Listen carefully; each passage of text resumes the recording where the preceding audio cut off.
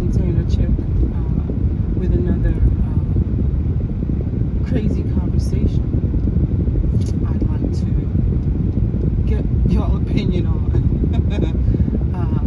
And hope everybody's well. And I was just in Lowe's, and what I was buying was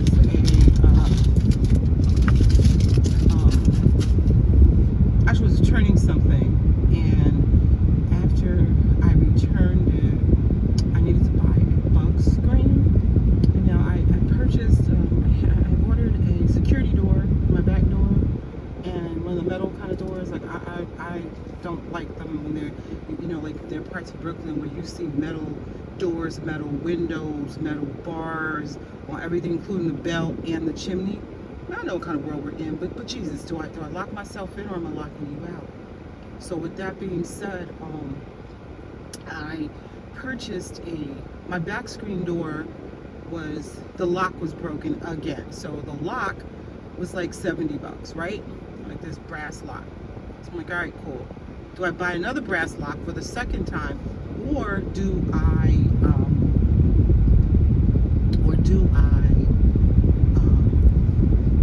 replace the door? The door was like $150, like, you know. So I decided to replace the door and put a security door on it, because the door that I have on my back door leads out to my backyard.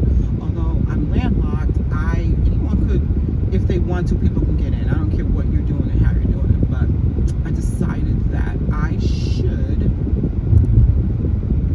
put a security door on there, and you know what they do is when they see this is too much work, they go to the next house. You know, not that you're wishing that image on anybody, but that's what happens often. So my gate guy who did my gate, my fencing last year, he told me, I'm gonna come and I'm gonna measure this, but I really need to rip this down, mommy. And before I measure it, but I tell you what, I rip this down, I'm gonna measure it, rip this down, and I'm gonna come the next day, I'm gonna put this door up. I was like, cool. So that is what he did. He came that Monday, he ripped that door out, he measured the out parts of it, then he came back on Tuesday with the door, called me at noon, said I can be there at 1:30 after lunch. He came at 1:30. He put that door on show with the locks and everything, gave me the key, showed me what he did, and he said this, Mommy, I said, where's the screen, the insect screen? He said, you know what, I didn't put that in, but I got the guy who can do it. I'm going to call him. I was speaking today about something else, and I will have him put the insect screen on. I said, okay, cool. He said, that's somebody else, it's not me. You got to talk to him about his prices. I was like, okay, cool, you know. So our business was done, and that was cool. So, and he says to me, I called him, and I was like, Lou, like, what's up, Lou? You know, where's this guy? But he says, oh my gosh, I'm going to talk to him. I'll let you know. Now, he's always kept his word with me. So I'm like, shoot, this man's busy. You know, we did our business, but he's busy. And I get it, so I'm not mad at him. So I'm sitting here thinking, okay, I want my back door open, but locked. You know, I'm in my kitchen doing what I do. So I said, you know what, go to one of the big boxes and get you an insect screen. You know, they have the kits where you fix your screen door to, you know, because the kids will tear it up, the dog will tear it up, you know how that goes. And so that is what I did, and I bought some glue to glue it around there, and a little bit longer of the screen stuff. So I was good. So while in the store, I started thinking about a conversation. Oh, the guy in the paint department was telling me what to use, Loctite other than the Gorilla Glue. He said he likes that better, and I think I like it better too. And so I got what I needed. But I remember talking a situation I had, a conversation I had with a landscaper. Now the landscaper, I saw him, I was in a diner having breakfast, and he was walking in the parking lot when I was parking my car, and he kind of like jumped, and I was like, I'm so sorry, I'm not going to hit you, sir, I'm not going to hit you. I said, brother, I'm not going to hit you. He's like, I thought you were going to hit your car. I was like, no, I'm not going to hit you. So after I finished parking, he was inside, and he was on the phone, and then he nodded, and I nodded, and he says, oh yeah, the lady who almost hit me with a car. And I was like, I don't know who you're talking to, but stop lying, you know. So he's like, no, you almost hit your car. I said, no, I didn't, because I would have hit you, but I didn't. So it's like, but I'm so sorry you were alarmed. It's like, all right, cool. So after he gets finished, he starts talking. He comes over where I'm at. He's waiting for food. So I'm getting my car fixed next door at the Sunoco, my truck. And, you know, here's my business card. I was like, oh, you do landscape. And he's like, yes. So, oh, okay, cool, right? I'll take your card. If I think I need some help, I will maybe reach out to you and give you some business. It's like, okay, fine. So I'll put this card in my car. And I had some issue with some poison ivy on the back fence or something. And I couldn't think of this guy's name. So I finally found the card. And I called him. And I said, can you, hi, we were at the diner, yada, yada.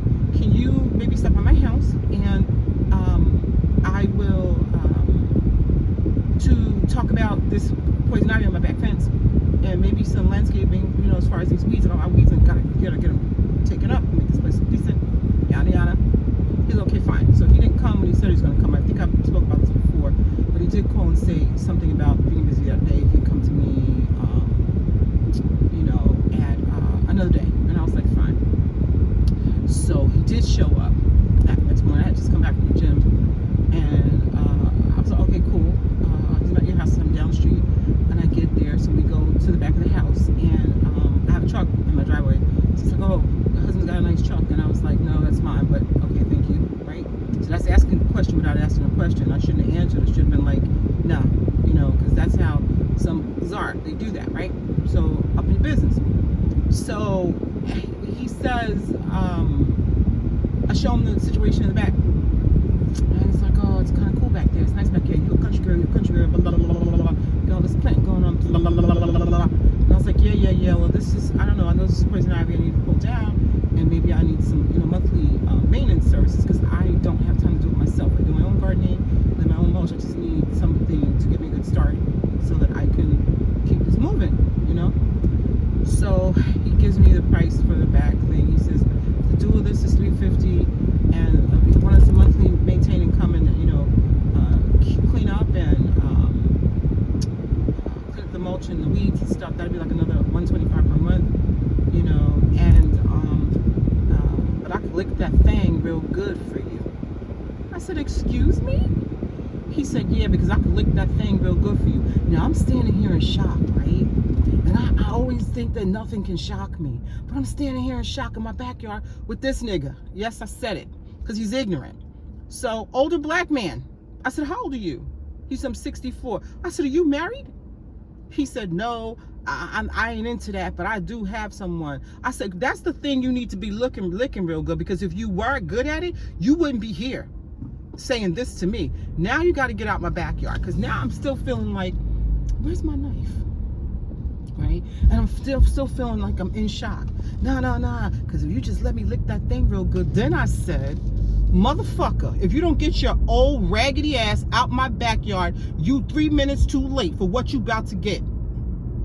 He's like, nah, let's talk business. I said, you ain't about to do a goddamn thing here. Get your raggedy ass. You know what? And then he gets to walking. So he gets to the front of the yard, and my truck was like blocking the driveway, and he squeezes through. No, we could talk business, because I said, okay, all right, I got something for you.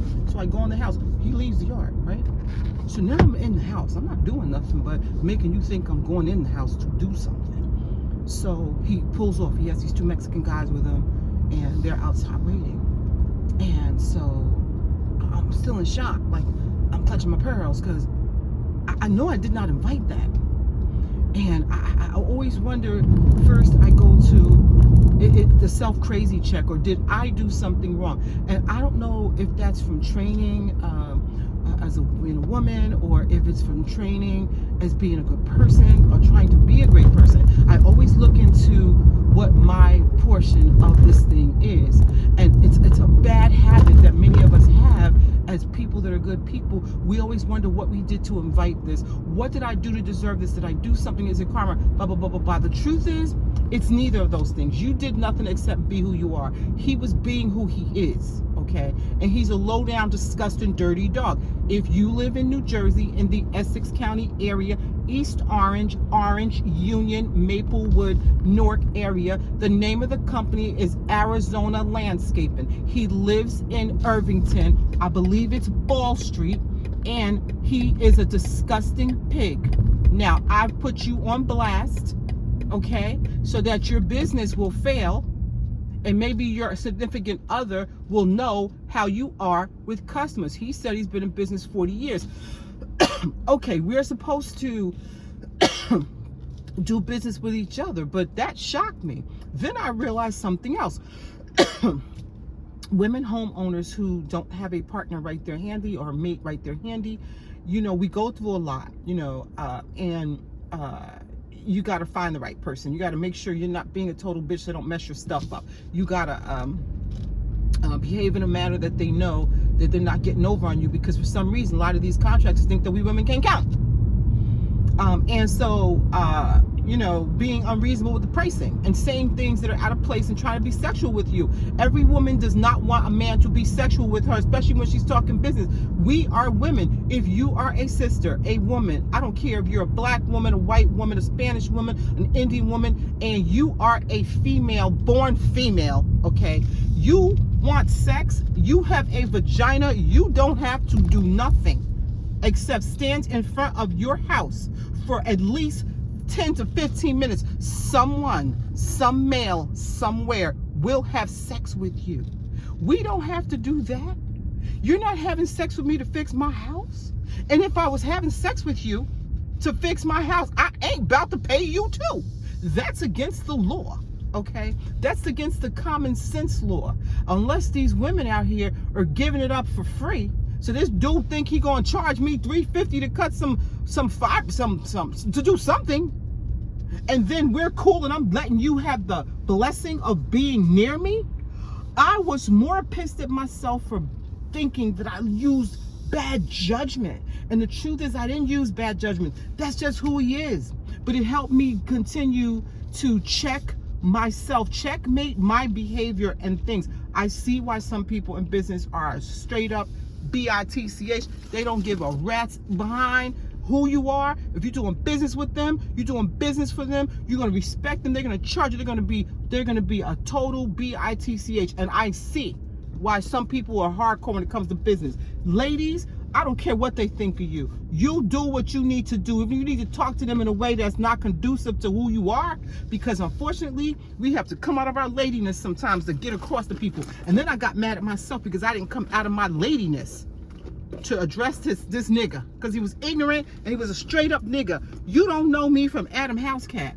How dare you say that to me? You don't know if I even had a husband. Because he could be flying for you, could be coming for you. Now here's the topper.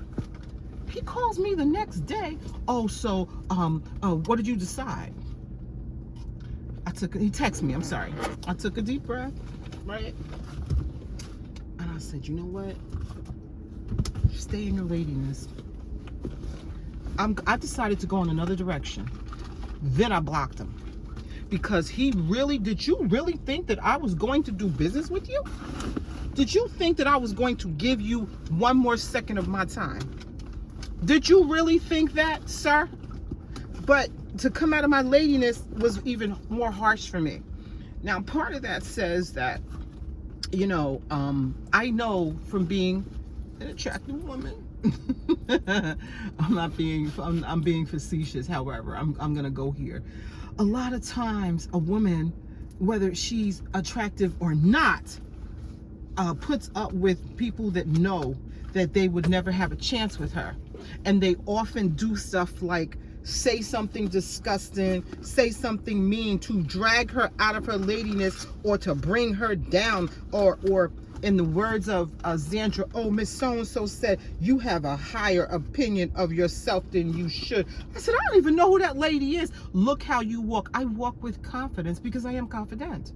So there are men that try to know they don't have a chance with you in hell, but they will say something to say, yeah, I knew she was a pig. Look how she talking, because you go down to that level with them, okay? And I'm like, I don't know you from Adam Housecat. Like, I'm not going to be indulging with you in that kind of talk and banter. You know, come out of my ladiness. So the question of the day is, did I do the right thing by not really coming out of my ladiness, by cussing him out or saying something disgusting? Actually, I did say something disgusting in my opinion. What I said was, I do not deal with old men. When I asked him his age, I said, I don't deal with old men with bad false teeth. And you need to go to your significant other, whoever that is, And you should be doing that to her because I knew the expert and you are not he. That is what I said. And my whole time I'm thinking too, okay, I'm not at a disadvantage at my house, but I am at a disadvantage because I'm alone with this man in the backyard. It was 1 o'clock in the afternoon. Matter of fact, it wasn't even 1 o'clock in the afternoon. It was like 9 o'clock in the morning because I was working that day. And I went to the gym that morning. And when I go to the gym, I go at 6. I get home like 7 or 8. So it wasn't even 9 o'clock yet. I didn't even start working. So I'm right. So it wasn't like it was nighttime. It was like he automatically thought that that was okay. And you're on Front Street. So I looked up his licensing. And there were some things. He had 2 licenses. One of them wasn't redone because failure to renew or something. And the other one was active. And then it gives you the business address. It was his personal home. I know where you live in Irvington. Is that Ball Street or Grove Street? It's one or the other. And this little raggedy house, because the picture that it shows of your address of the business, your truck is outside in the daggone driveway. So you are all out in the open, old man. So yes, I put him on Front Street. Do not use that business. Arizona Landscaping. Do not use it. It's an old, black, dusty man who thought that that was okay. Trying to bring me out my legs because you know you didn't have a chance with me. You didn't even know if I had a husband or a son that's kind of can peel back your wig, as the kids say. Or somebody. Whatever. He did it on the strength of who he is. I had to come to grip with myself about what my role was. And my role wasn't any role. I just existed. And this isn't the first time somebody said something out of the way that I had to figure out. Was I uncovered? I wasn't dressed appropriately? Did I make and I'm not flirtatious, you know. My brother once said, oh, you smile too much. I said, look, I'm not going to be around here hardcore on the boulevard. You look at me, I'll look at you. Rah, rah, rah. We staring each other down. I don't know you. If somebody nods and says, hey, what's up? Hey, what's up? You know, all this combativeness and all this nastiness. People mean to death. Look how she looking at me. I don't even know you. So, and maybe we could get to know each other or say what's up. Maybe I think whatever. There was a girl once years ago. I was in a laundromat and had my own apartment and my first apartment, and it was a girl, and she had very short hair and she had acne, but the acne, she had burst the pimples, so she had the black spots like we do, and she had tried to fade the black spots, but she was also fading the other skin. So nice lashes. And I was with my girlfriend, and she and I were sitting there, and I'm like, this girl keeps staring at me. She's like, do you know her? I was like, no. She's, why is she staring at me? I said, I don't know. So I went to the store next door, and I said, to get some soda or whatever, and I said, it's my friend. She's like, I'll tell you something. And I was like, what? So I'll tell you later. So we leave the laundromat later. And she says, oh, the girl, I forget which country she was from. I think she was from Jamaica. She wasn't Jamaican. She was one of these countries. And she said, your friend. And she said, well, what about her? She said, I think she's so beautiful. She said, nah, she's not that. She don't go that way. She's like, what way? She says, no, you know, you see women, and women, it's okay to give a woman a compliment. I just wasn't sure if she'd be okay with it. I was like, wow, she should have told me. I'd been like, girl, thank you, girl, because I believe in sisterhood, right? But she said I was so perfect, and I was like, no. Is that why she was staring at me? She was like, yeah. She said when she said that to me, I started laughing like, this heifer ain't perfect. So I said, you just jealous and hating. She's like, I am. So my friend, she was like, she was like, no. And then she said, the girl said in her, she had a really nice smile. And my friend did have a really nice smile. So you think she liked girls? I said, she can keep on liking. She better like out of here. So we laughed about that, but it wasn't so much of a thing of women being attracted to women. She said she seemed really genuine. So she sees me all the time, and she just thinks I'm very attractive. And my face and proportions and this and that. I'm like, who is she talking to or about? So that wasn't one of those things. I just wasn't sure. If you see a person in your travels and they look at you and you look at them and they smile, I think it's okay to smile back. If they give you the nod, I think it's okay to nod back. You know, or sometimes you break the ice by saying, hello.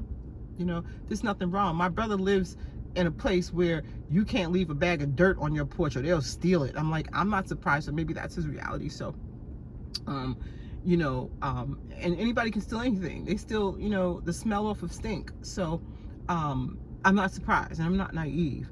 But the question is, should I have come out of my ladiness and spoke to him the same exact way that he spoke to me, aka speaking his language, or should I have done what I've done? Because it really affected me.